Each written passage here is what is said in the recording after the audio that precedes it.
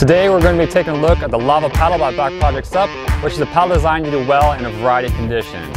With performance and you in mind, they've designed this paddle to handle SUP surfing, going cruising, or even going racing on the weekends. With their Scoops Dehydro Blade technology, you're provided with a paddle that grasps the water securely with each paddle stroke, eliminating lateral blade movement. Today we're taking a look at the three versions they offer this paddle in, which is the one-piece fixed paddle, the two-piece adjustable, and the three-piece adjustable. All three of these paddles are constructed with the Reflex Carbon 90 with medium flex shaft, as well as a large paddle blade and a shaft of 29 millimeters. Now they do offer this paddle in two other blade sizes as well, which is a medium and a small, and also a smaller shaft size. So when you go to check out on their website, you can choose what's best suited for your body size and paddling discipline. But for today's comparison video, just know that each one of these paddles is made with the same shaft construction, as well as the same paddle blade size.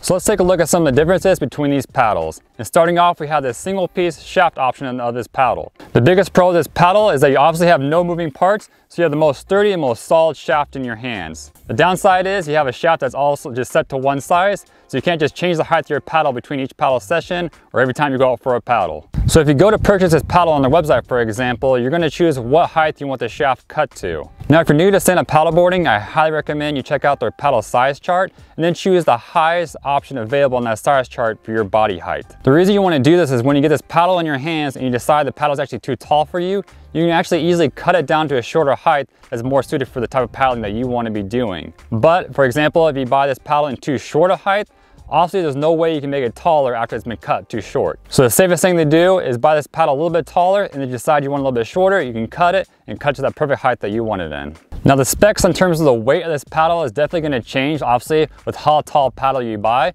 For example, I'm a taller paddler, so my paddle shaft is going to be much longer, more suited for my taller body size. So if you're a shorter person, your shaft is going to be much shorter, causing or allowing your paddle to be much lighter. But for a frame of reference, Black Project says on their website that if you get this specific paddle cut to 75 inches or 191 centimeters, it's only 15.7 ounces or 456 grams, which is a very light paddle at this price point.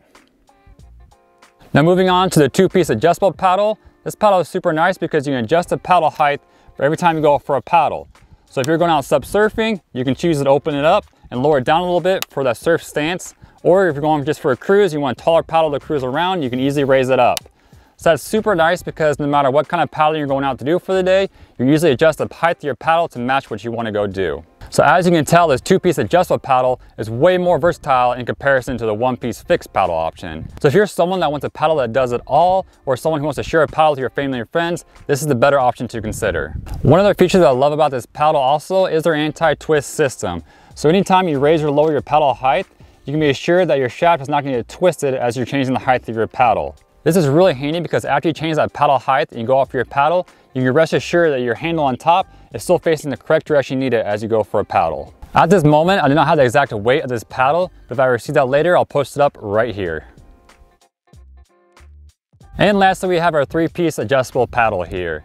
Now obviously this paddle is very similar to the two-piece adjustable, with the exception that it has one more clamp system in the middle of the shaft, allowing it to break down into those three parts. The biggest pro of this paddle is it's much easier to travel with, as we're able to break it down to a much smaller size and fit it into a much smaller travel size bag, in comparison to the other two paddles where you need a much larger travel size bag in order to carry it.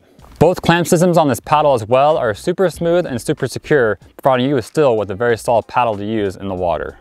One last pro about this paddle as well is if you're someone who travels a lot with an inflatable paddleboard, this paddle will easily break down small enough to fit inside your paddleboard bag, making it cheaper for you to travel as you only have to check in one bag for your travels versus two bags, which is your paddleboard and your paddle. So by being able to fit this paddle inside your paddleboard bag, you're saving money.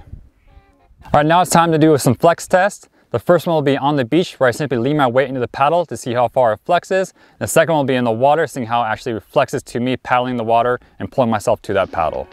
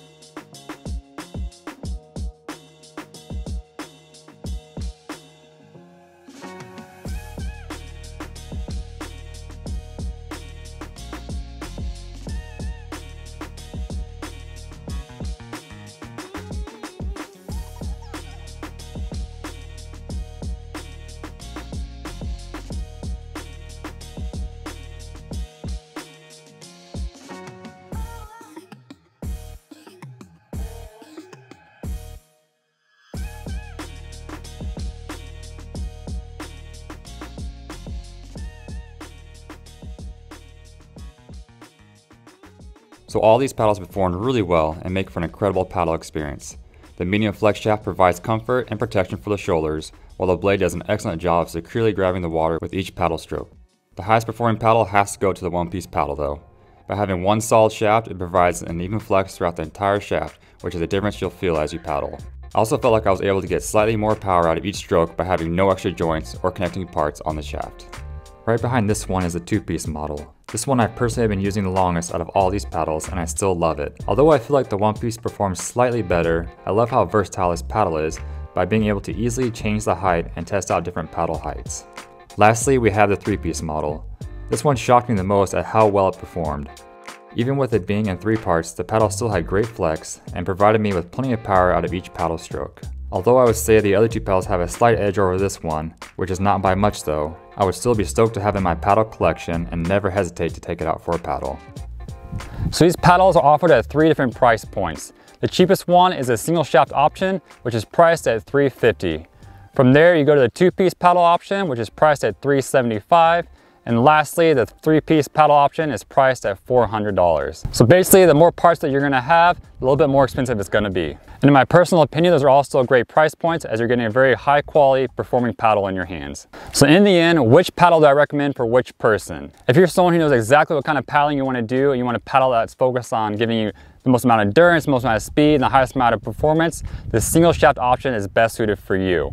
This paddle is slightly higher performing than the other 2, simply because with that single shaft option, you get no room for movement, so you're getting 100% of all that power and energy applied directly into your paddle stroke every single time. But if you're someone who wants one paddle that does it all, where you can go surfing one day and racing the next day, or you want a paddle that you can share with your family and friends, the 2-piece version is really the best option for you. And then lastly, if you're the person who loves to travel with your paddleboard and see and explore new places, the 3-piece version is the best option for you, as it can easily fit inside your paddleboard bag, or with a small travel size carry bag that it comes with, you can easily travel around with that as well.